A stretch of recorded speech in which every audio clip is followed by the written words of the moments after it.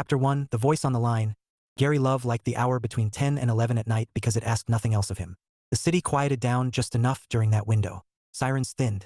The building's heat pipes stopped clanging like they had an argument to win. Even his own thoughts behaved better. There was something disciplined about a fixed hour, something contained, that made him feel less exposed. He leaned back in the studio chair and adjusted the microphone. The university station's booth smelled faintly of burnt coffee and warm electronics. Maya, one of the student producers, gave him a thumbs up through the glass, chewing on a pen she absolutely would forget to return. The red light came on. "Good evening," Gary said, voice settling into its familiar register. Calm, clean, unsentimental. "You're listening to Talking Love with Love. I'm Gary Love.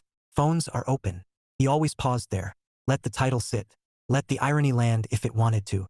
People thought the name was cheesy. He knew that. He also knew it disarmed callers who expected judgment and instead found someone willing to sit with complexity without assigning blame like a team jersey. "No yelling. No easy villains," he continued. "If you did something, it mattered. If someone else did something, it mattered. Consequences exist. So does dignity." The phones lit up. Gary smiled faintly. 8 months in, and the show still surprised him. Before the divorce, he would have found the premise embarrassing. After the divorce, it had become something closer to maintenance. Hosting the show didn't fix his heart, but it kept it from calcifying. He gave advice the way some men lift weights, not to show off but to stay functional. The first caller was a sophomore with a crush on her lab partner. The second was a man pretending not to be asking about his ex-wife while absolutely asking about his ex-wife. Gary navigated them both with careful neutrality, humor sliding in sideways. And then the screen blinked again. "Maya," he said quietly into the mic during a short musical bumper. "Line 3. She mouthed, "Okay," and pressed the button. A breath came through the line before the voice did. Not nervous, just measuring. "Hi, Gary," the woman said. "I have a question." "I'm listening," he said, already leaning forward. There was something about the cadence. He didn't recognize it yet, only felt the way his attention sharpened, the way it did when a conversation was going to matter whether he wanted it to or not. She continued, "If you had someone you loved with all your heart, but an opportunity forced you to choose, how would you tell that person you made the wrong choice and ask if there's a chance for redemption?" The studio seemed to narrow. Gary didn't answer right away. He never rushed words that might bruise. "That's a big question," he said carefully. "Let me make sure I understand. You're not asking how to undo a choice. You're asking how to acknowledge it." "Yes," she said softly. "Exactly." His chest tightened. Not pain exactly. Recognition waiting for proof. "All right," he said. "First follow-up. Did that person hold your choice against you?" There was a pause. Not the panicked kind. Then she laughed. It was quiet, unshowy, familiar in the most dangerous way. "No," she said. "He supported my dreams at the cost of us. But he was never angry. The world did something wrong." Gary kept his face still because it was live radio and because he had learned, painfully, how to function while something inside him scrambled for order. He knew that laugh. He knew it the way he knew the exact place on her collarbone where sleep always pooled. The way he knew which grocery store aisle made her irrationally irritated. He had not heard that sound in 2 years, and it slid under his ribs like it had never left. Sara. His mind raced faster than his voice allowed. What was she doing calling the show? Why now? Why this way? He didn't let any of it touch the microphone. "Okay," he said. "Then here's the part people don't like." She made a quiet sound of consent. "Redemption," Gary continued, "isn't about convincing the other person that your reason was good enough.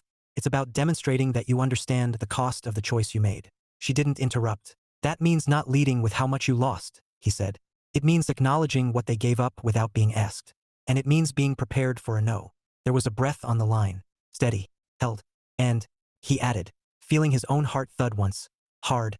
"Second chances are sometimes stronger than first ones." Her voice lifted, hopeful despite herself. "You believe that?"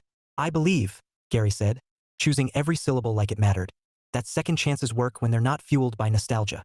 Because you're not the same people anymore." She swallowed. He heard it. "If there's a chance," he went on, "it requires starting over. New terms. New protections. You don't resume.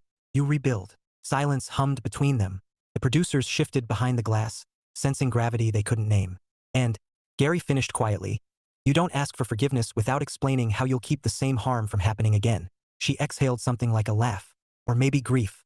"That's a very clear," she said. "I try," he replied. "Thank you," she said. "That helps more than you know."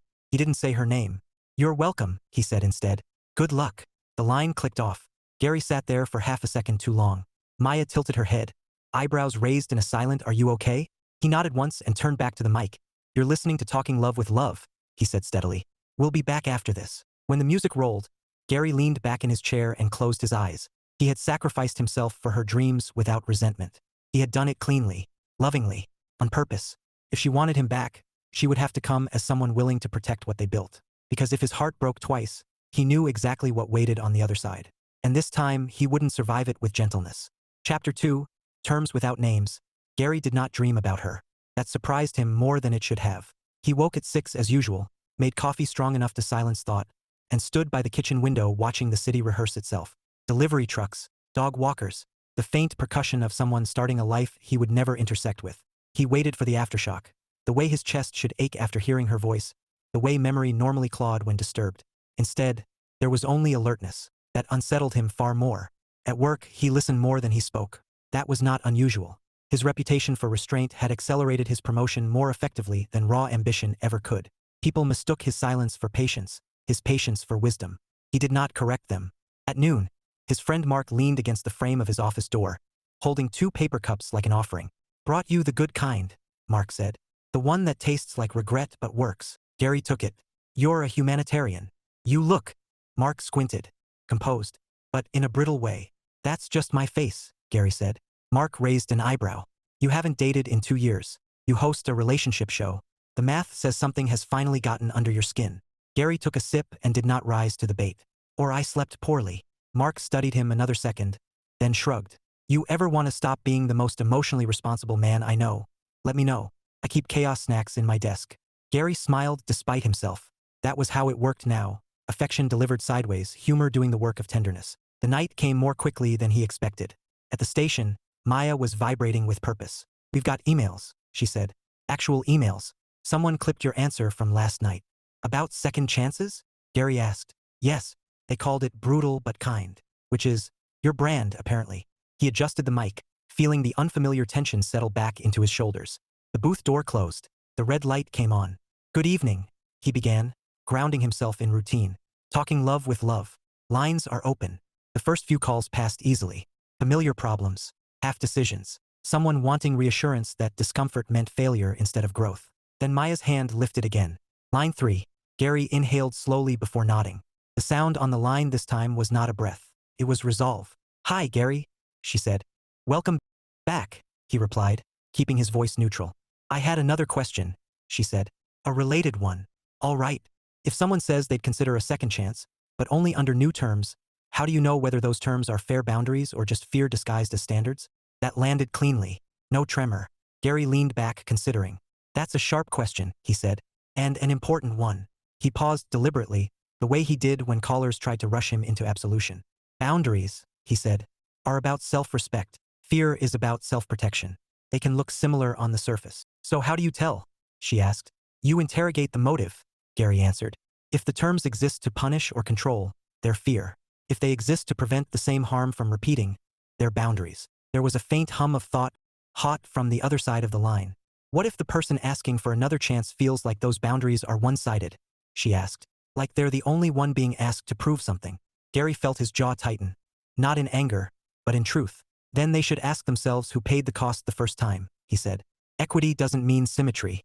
It means responsibility." Silence stretched, not empty now but full. "That sounds," she said slowly, "like the person asking for another chance has a lot of work to do." "Yes," Gary said gently, "and no one should resent that work if they genuinely want the thing they lost." She exhaled. Not a laugh this time. Something steadier. "What if they're afraid that no matter how much work they do, it won't be enough?" she asked. Gary closed his eyes briefly. Not because the question hurt, but because it deserved care. "Then," he said, opening them again, "they need to decide whether they want certainty or sincerity, because love doesn't offer the first, only the second." "A beat. And the other person?" she asked. "What do they owe, if anything?" Gary didn't answer immediately. The producers were very still. "They owe honesty," he said finally. "Not access. Not forgiveness. Honesty." There it was. The line he would not cross for her. "For example," he continued, voice measured, "if they're open to trying again, they should say so. But if they're not, and that's a valid outcome, they shouldn't dangle hope out of politeness or nostalgia." Her reply was immediate. "That would be cruel." "Yes," Gary agreed. "It would." On the other side of the glass, Maya's eyes widened. This was heavier than usual. "So," the woman said quietly, "if someone wanted to show they were serious about doing the work, where would they start?" Gary's fingers tightened around the edge of the desk. "You start by naming the harm without justifying it," he said.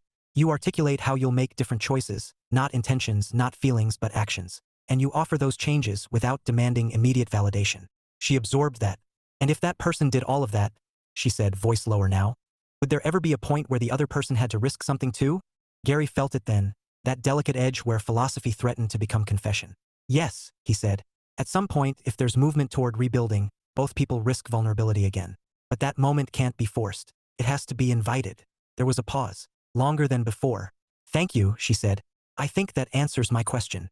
I'm glad, he replied. I appreciate how specific you are, she added, softer now. Gary smiled faintly, unseen. Clarity is kinder than comfort. The line went dead. Maya mouthed.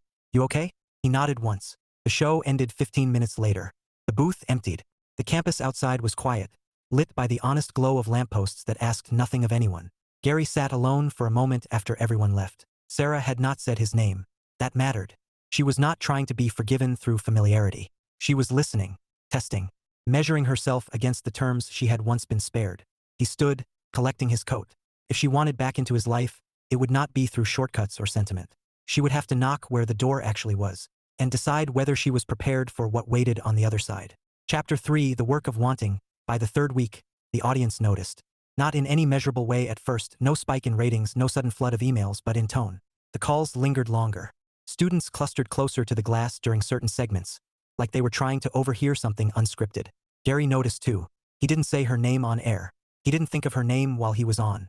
He forced himself not to, but his preparation changed. He stopped outlining answers in advance and started listening more carefully than usual, as if the show itself were beginning to evolve around a question only two people understood. On Tuesday nights, Sara called. Not every Tuesday, she was careful about that, but often enough to establish presence without claiming it. And each time, she came prepared. Hi, Gary, she said this week, her voice steadier than it had been before. I want to ask something a little uncomfortable. Gary smiled faintly. You and half the listening audience. Go on. She didn't laugh this time.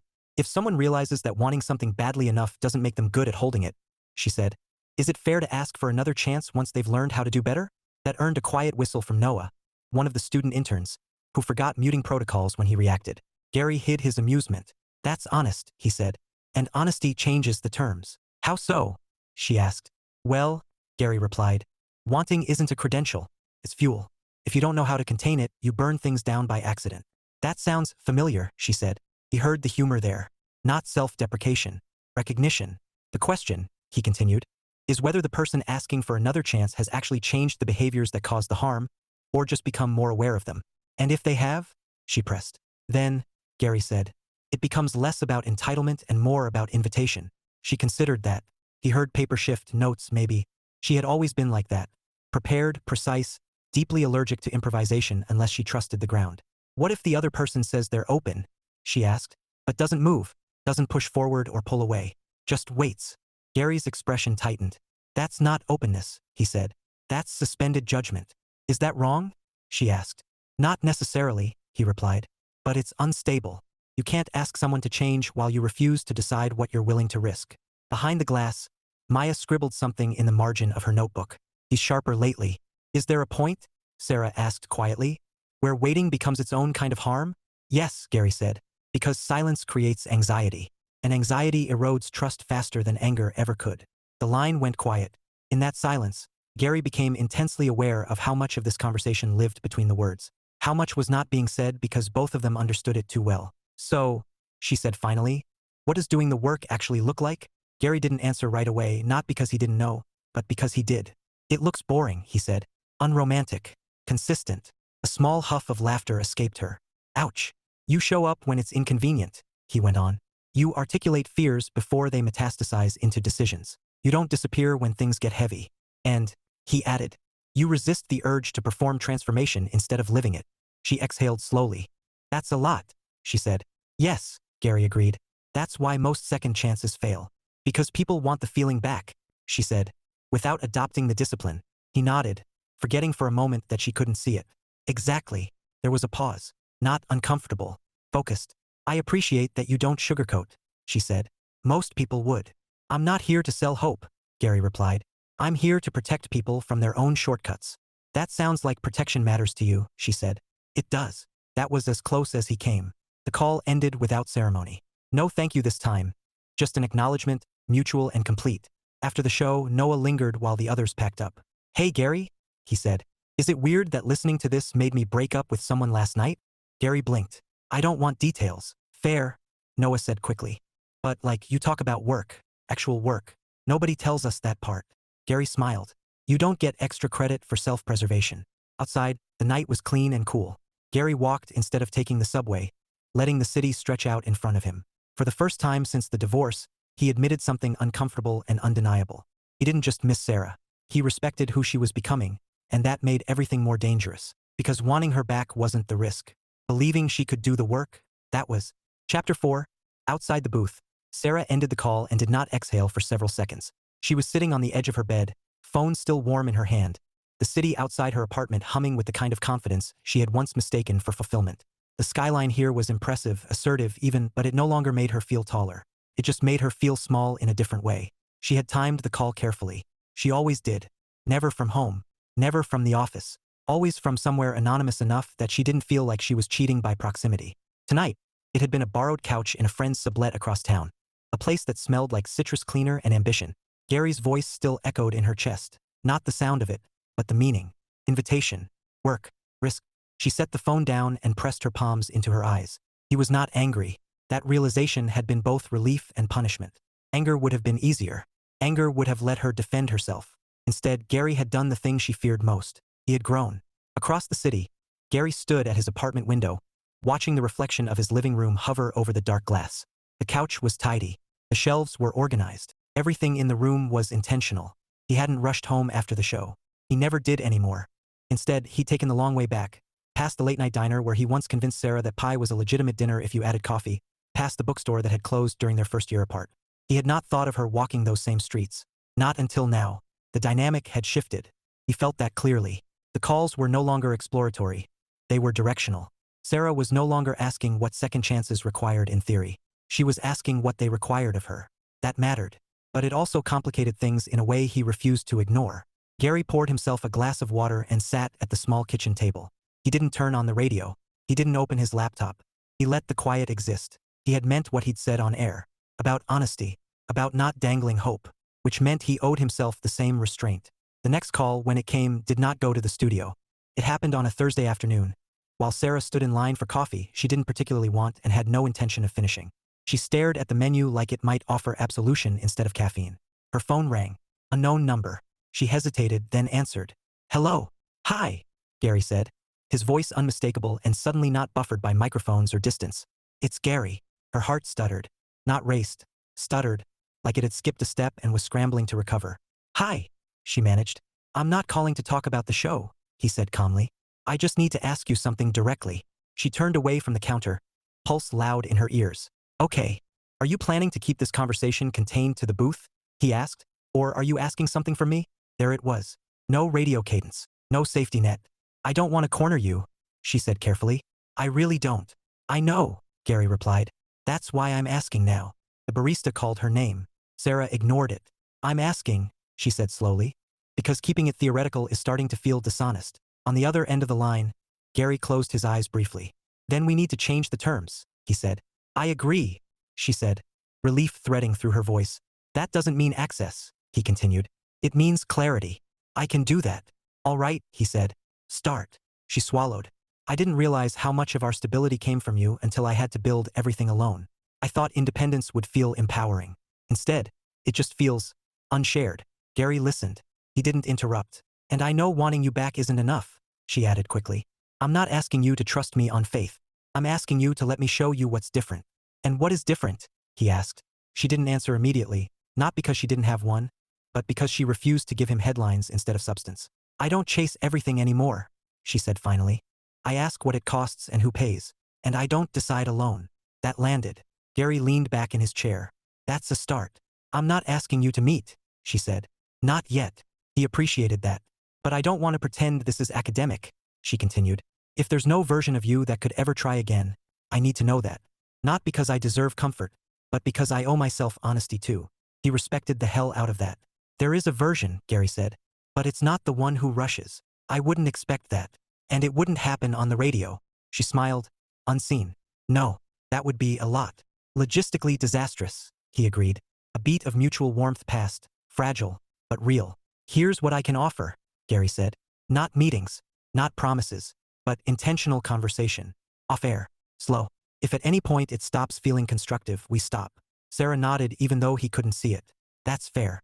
And, he added, if we do move forward at some point, it will be because you demonstrated how you intend to protect us, not just your career.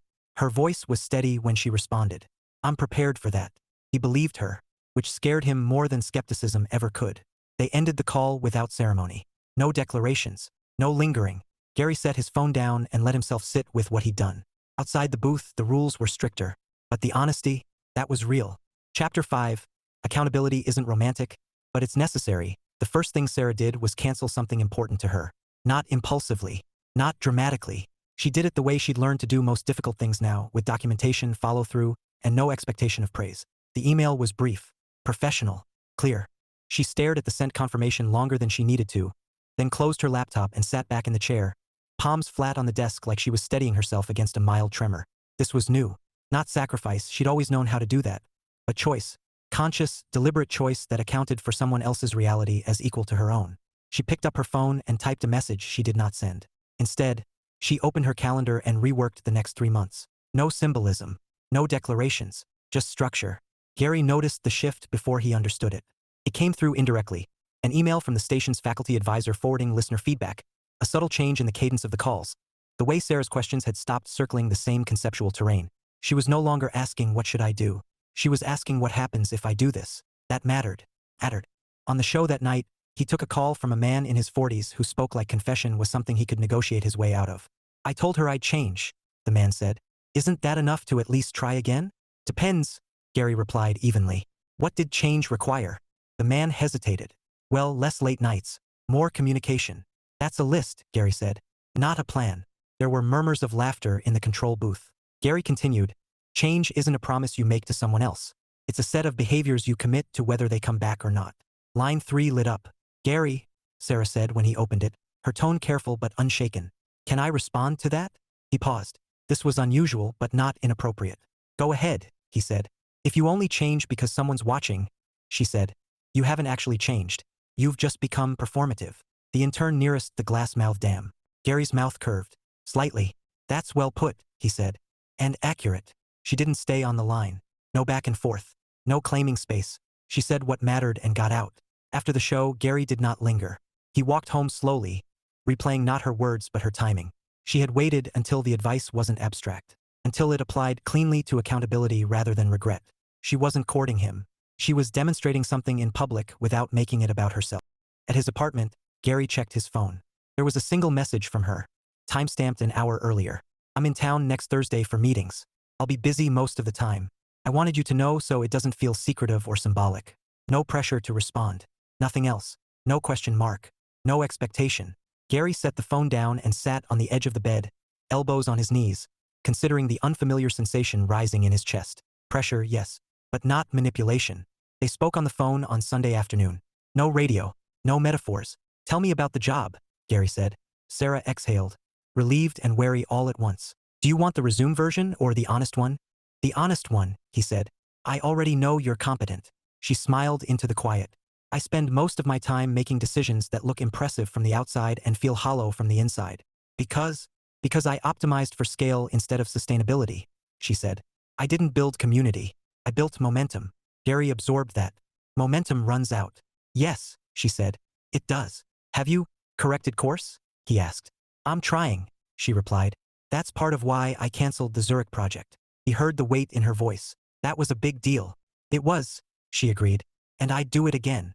They sat in the silence that followed, comfortable, but charged.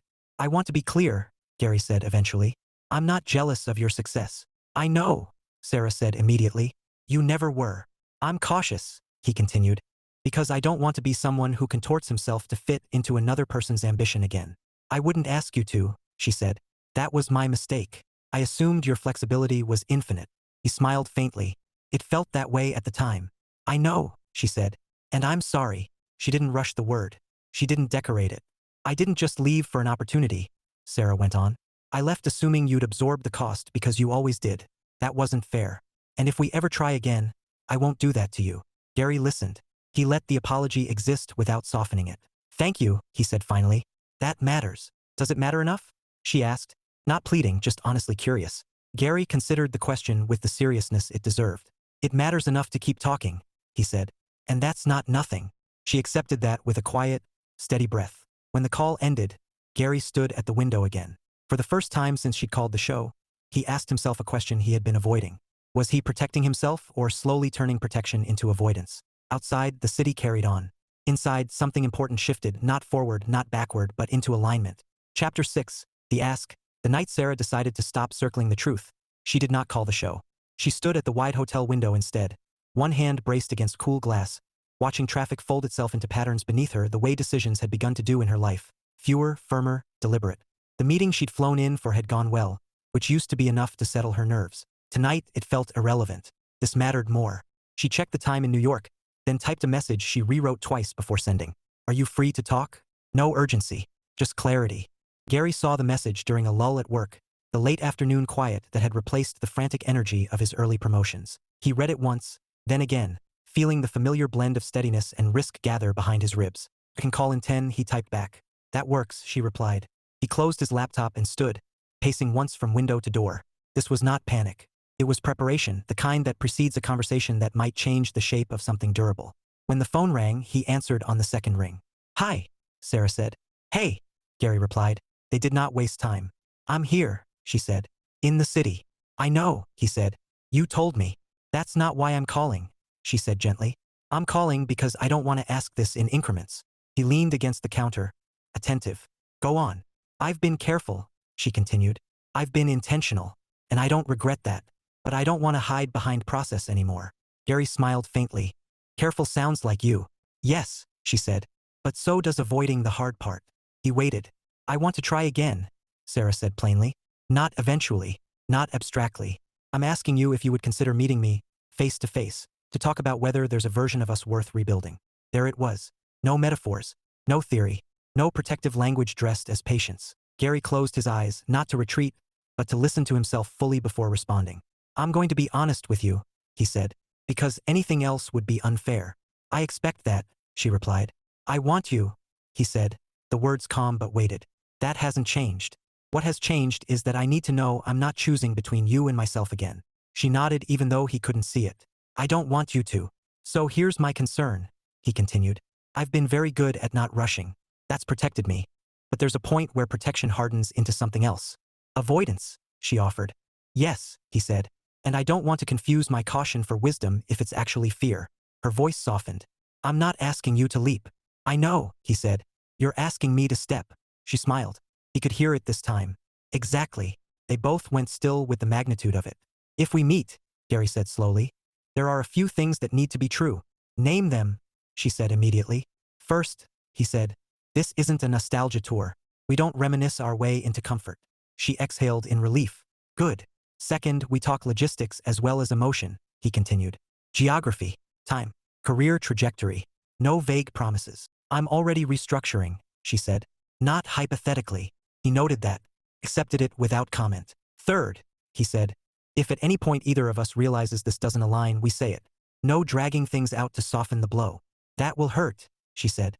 It will, he agreed. But it will be kinder. She was quiet for a moment. And if those things are true, Sara asked carefully, what do you need from me to feel safe enough to try? Gary considered the question. Really considered it, not as a trap or demand, but as a sincere offer. I need to see that you're willing to inconvenience yourself for us, he said.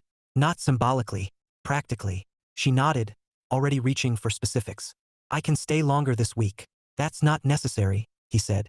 I don't want sacrifice for spectacle. A soft laugh. You never did. What I want, he corrected, is consistency over time. If you say you'll be here twice a month, you're here. If you say you'll schedule around me, you do. And if your work pulls, we renegotiate instead of defaulting to me folding. Agreed, she said without hesitation. And I need to know, he added, that if fear comes up for you again, the kind that tells you to run toward opportunity instead of relationship, you'll tell me before you act. Her breath caught, not from surprise but recognition. I can do that. Then, Gary said, his voice steady, I will meet you. Her response was immediate, quiet, grounded. Thank you. They chose a time and place without ceremony. A cafe neither of them had a history with, neutral ground with bad chairs and good coffee. Sara suggested it. Gary approved. When the call ended, Gary stayed where he was, phone still in his hand. He had not promised a future, but he had chosen motion. Across the city, Sara sat on the edge of the bed and exhaled, long and slow, not in relief but in readiness. She did not feel triumphant. She felt accountable. For the first time since she'd left, that felt like love instead of loss. Chapter 7. Starting over means worse furniture. The cafe had metal chairs that punished your spine for optimism. Gary noticed immediately, which was reassuring. If he was still paying attention to ergonomics, he wasn't romanticizing the moment. That felt important. He arrived 5 minutes early, ordered black coffee he didn't need, and chose a table near the window where leaving wouldn't require a performance. Outside, the city pretended not to care about anything in particular, which suited him just fine. When Sara walked in, he didn't stand. Not because he didn't want to, but because he didn't want their first moment to feel like choreography. She spotted him anyway. She always had. Her hair was shorter than it used to be, cut with intention instead of indecision. She wore a jacket that meant business and shoes that suggested she walked places now instead of floating between them. They met beside the table. "Hi," she said. "Hi," he replied. They hugged. It lasted exactly as long as it should have, no more, no less. Familiar and different at once. When they stepped back, both of them smiled, a little stunned by how much fit and how much didn't. "You look well," Gary said. "So do you," Sara replied. "Promoted well. Work gave me purpose when I needed one," he said. "Turns out it doesn't argue." She smiled. "Lucky." They sat. For a moment, neither reached for their drinks. "I'm glad you chose neutral ground," Sara said eventually, glancing around the cafe. "I didn't want memory to do the talking for us." "Me either," Gary said. "Memory is persuasive, not always honest." She nodded. "I used to confuse the two. There it was no defensiveness, just ownership." "I want to start with something," Sara said. "And you can tell me if it's too much, too soon." "Go ahead," Gary said. "I'm not asking you to move," she said. "And I'm not asking you to wait indefinitely. I'm asking you to explore whether there's a middle that doesn't default to you adapting." Gary leaned back, studying her. Not assessing, not guarding, just listening. "That's new," he said. "Yes," she agreed. "It took me too long to realize I was operating as if compromise was something you were better suited for than me." He smiled faintly. "I was. I know," she said. "And that wasn't generosity. That was convenience." They laughed. Not loudly, but enough to let tension loosen its grip. "So," Gary said, "logistics." Sara grimaced playfully. "Of course. I need predictability," he continued. "Not forever, but enough that my life doesn't feel provisional. I can commit to being here 2 weekends a month," she said. "Minimum. And one of those would be work-free. No calls unless something's actually on fire." He raised an eyebrow. "You hate missing fires." "I do," she admitted. "But I'm learning the difference between urgency and importance." "That matters," Gary said. "And," she added carefully, if we progress, I've already spoken to my director about transitioning to a role with more flexibility." He studied her face for signs of performance. Found none. "That wasn't hypothetical?" he asked. "No," she said. "It was preventative. I didn't want to get ahead of myself, but I didn't want inertia making the decision for me again either." He nodded slowly. "Thank you." They took their first sips then, coffee finally allowed to be coffee. Silence settled, comfortable but alert. "I should say something too," Gary said after a moment. "About me." "I'd like that," Sara said. "I've been very good at being patient," he said. "Which means I've also been good at staying still." She watched him closely. "I don't want to hide behind caution if what I'm really afraid of is losing clarity," he continued. "I like who I am now, and I won't trade that version of myself for familiarity." "I wouldn't ask you to," she said. "I need you to understand," he added, "that if this works, it will look different, less spontaneous, more scheduled." She smiled. "You're describing my dream relationship." That broke something open in both of them. They talked longer than they meant to about the mundane things first. Apartment layouts that made no sense. The betrayal of committees. Why all modern furniture seemed hostile to actual living. "You still hate those chairs where the back is decorative," Sara said. "And beds that pretend they're chairs," Gary replied. "Choose a side." They laughed again, this time easier. Only later did they touch the harder subjects. Loneliness, regret, the quiet costs neither had known how to articulate back then. "I didn't fall out of love with you," Sara said finally. "I fell into motion and didn't know how to bring you with me." "I know," Gary said. "That's why it hurt without poisoning anything." She reached across the table, stopping just short of his hand. "Is this okay?" she asked. He placed his hand over hers, not tightening, not claiming. "Yes," he said. "This is okay." When they parted outside the cafe, there were no promises exchanged. No dramatic pauses, just a plan to meet again the following week, and a mutual understanding that what they were building would be intentional, imperfect, and worth the inconvenience. As Sara walked away, Gary watched her go, not wondered if she'd return. but trusted that if she said she would, she meant it. It wasn't the romance they'd once imagined. It was better. Chapter 8. A second first chance. The first thing Gary learned was that intention did not make things easier. It made them clearer, and clarity had weight. Sara arrived on Friday evening with an overnight bag that did not look optimistic. No extra shoes. No contingency outfits. She had learned, it seemed, that over-preparation could masquerade as hope, and she was trying very hard not to do that. "Your hallway still smells like lemon cleaner," she said, taking in his apartment with careful neutrality.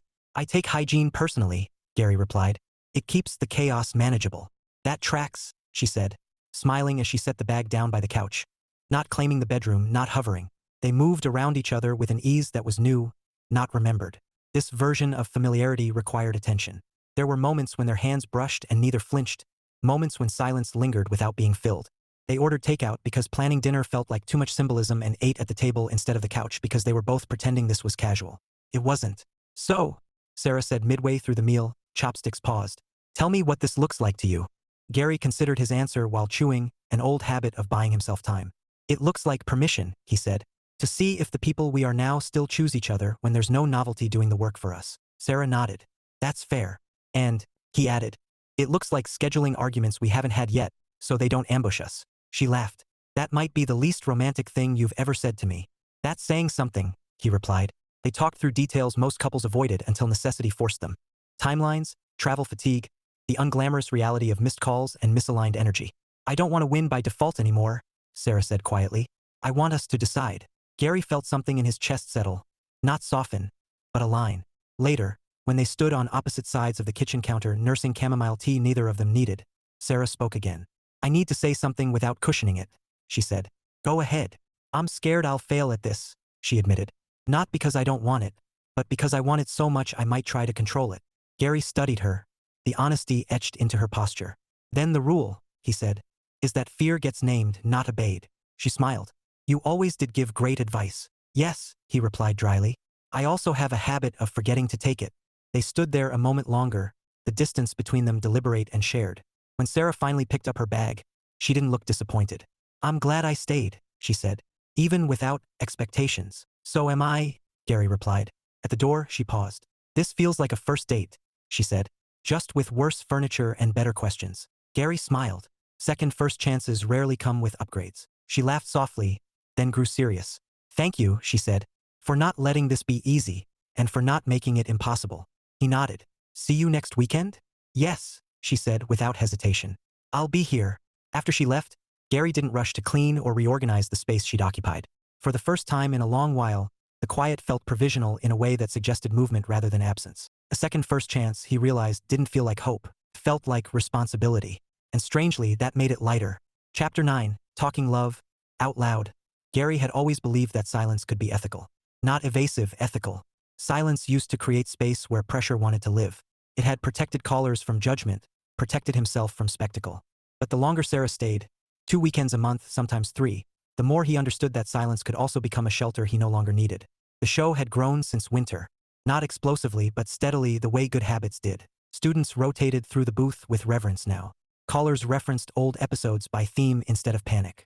That one about accountability. The one where you said love doesn't excuse negligence. On the night Gary decided to speak differently, the air in the studio felt lighter than usual. Maya adjusted her headphones. "Phones are full already." Gary nodded, settled the mic, and waited for the music to fade. "Good evening," he said. "You're listening to Talking Love with Love. Tonight, I want to start a little differently." Maya froze, then recovered, her pen hovering. "I spend a lot of time," Gary continued, "talking about second chances, what they require, what they cost, why they fail. What I don't say often enough is this: second chances don't exist to undo the first story. They exist to write a new one." The room was still. "So if you're listening because you're hoping someone comes back," he said, "ask yourself whether you want comfort or accountability. One feels warmer. The other actually lasts." The calls that followed were quieter, more thoughtful. A woman in her 30s asked how to apologize without negotiating forgiveness. "You apologize," Gary said gently, "by telling the truth and letting the other person decide what to do with it." A college senior asked if scheduling love made it less real. "Spontaneity," Gary replied, "is a luxury. Consistency is a skill." And then line 4. Maya's eyes flicked to him. Gary nodded. "Go ahead." "Hi, Gary," Sara said. Not performative, not hidden, just present. "Hi," he replied, voice steady. "I don't have a question," she said. I just wanted to say something. Gary smiled slightly. All right. For anyone out there wondering if showing up repeatedly can matter, she said. It can. Even when it's inconvenient. Especially then.